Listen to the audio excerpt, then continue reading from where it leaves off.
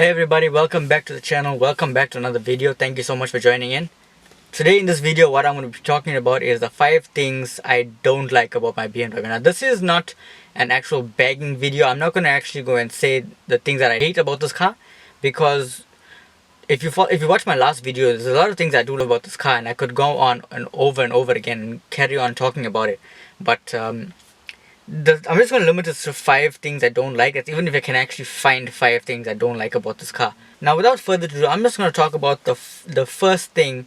Okay, number 1 was the wheels that it came with. It came with 17-inch M Sport wheels, which look great, but for the car in this modern time, 17-inch wasn't really cutting it, so I upgraded to 19-inch wheels. Now, the wheel that I went with first was a bit, you might not like the design. Some may do, some may don't. But it's what was available at the time, so I went for it. I'll leave a picture with it up here in the corner somewhere, so you can see how it looked. You can even see the video that I've made, January 2017. So you can have a look at that video. I'll leave it in the corner up over here, so you can check that out. Second thing I didn't like about this car was the actual exhaust tip. Now, modern BMWs, from the F30s and everything onwards, all have straight pipe. When I say straight pipe, I'm meaning that the tail pieces is actually straight, and you can see it fulfills the entire bumper and it fills everything out and it looks really nice. Now with the E90s and the E80s and whatnot, they had these droopy tail pieces, which I've changed after a few weeks.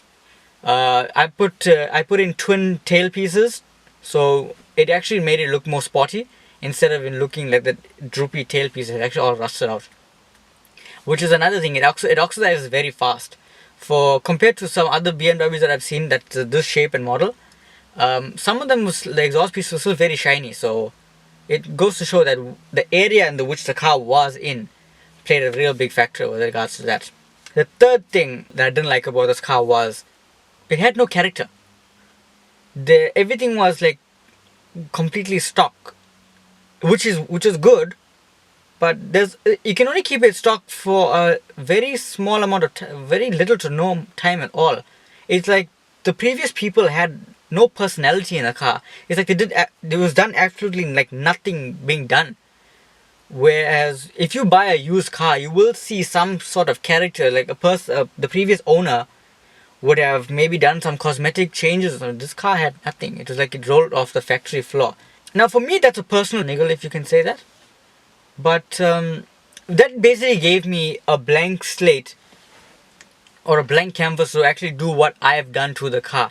Now, compared to what it was to what it is now, it's like it's two totally different cars. And I think that's kind of a good and bad thing at the same time, because at the same time it doesn't have that innocence, you can say. I don't know. Leave a comment down below if you think if I'm actually making sense or not. The fourth thing I don't like about this car, and I'm finding it hard to find things that I don't like, is the fact that this was a complete base model. Now you're gonna say, Preshaan, why didn't you just buy something that had more options? At the time when I was looking for something, it had the best value for money. It was a low mileage, low kilometers if you want to say that, and it was a one owner car, so that was the bonus for me. But the remainder of it, it didn't have the parking sensors. It didn't have, basically the only things it had was the fog lights and an M Sport kit. From what I saw on the options list, there was fairly nothing to almost very little that was added to the car. So the previous people, if they did spec this car out, they really spec'd it out very low, just as a people carrier, just to get them from point A to point B. And that's, now there will be some people that will say that why you should have got another car and whatnot, and it's 2019, you should be able to look for something very further. But compared to what the car was to what it is now, it's basically everything that I need minus a sunroof. Now the fifth and final thing I don't like about this car is that when the sensors act up, what I mean is sometimes it will cut power, sometimes it'll start flashing the traction control light for no reason. I have to admit, that was a big irritation for me. This was happening around mid 2017, where I think the wheel speed sensor got dirty or it was faulty or something. but that was caused because of low voltage from the previous battery and whatnot that I've had. Now what I'm going to do is I'm going to roll over this video, or point number 5, for our next video, because I'm going to talk about the 5, if there is any 5, I'm going to talk about the biggest things that can get damaged that we overlook as car owners. Now, bearing in mind, this is a 2006 model. There will be things that get damaged. There will be things that run out of its lifespan and things that we need to be on top of to maintain. Now, that's what I'm going to go ahead for point number 5, is that what you see is what you get. Point number 5 is being that you have to be on the ball when it comes to maintenance, because if you choose to ignore this, now bear in mind this will be under your own undoing. If you choose to ignore maintenance on your BMW, or any BMW for that matter, or any car for that matter, it's gonna bite you in the butt big time.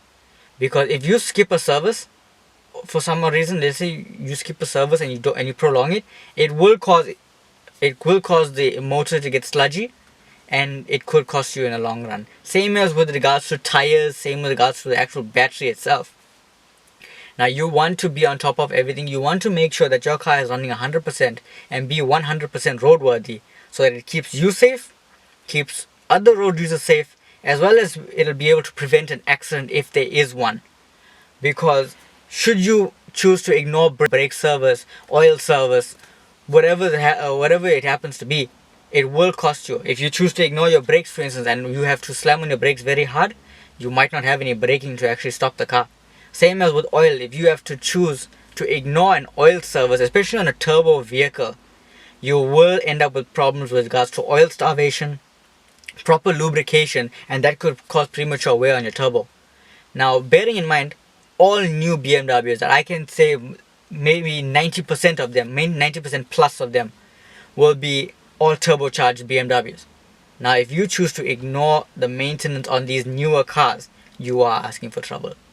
Now, I'm sorry for rambling on point number 5, saying in regards to maintenance or sudden maintenance, but I wanted to give a proper in-depth specification as to what I'm going to be talking about in the next video. So hopefully you'll be interested in seeing that. Anyway, guys, I hope you enjoyed this video. I'm sorry for bagging on whatever was done, but that was just my personal thing, what I didn't like about this car. And I hope maybe you'll agree with me, maybe you won't. But if you did agree with me, give it a thumbs up. Do consider subscribing to the channel. It really means a lot. I'm almost at that 1000 sub mark, so I hope you stay along for the journey. Thank you so much for watching. I'll see you guys in the next one. Peace.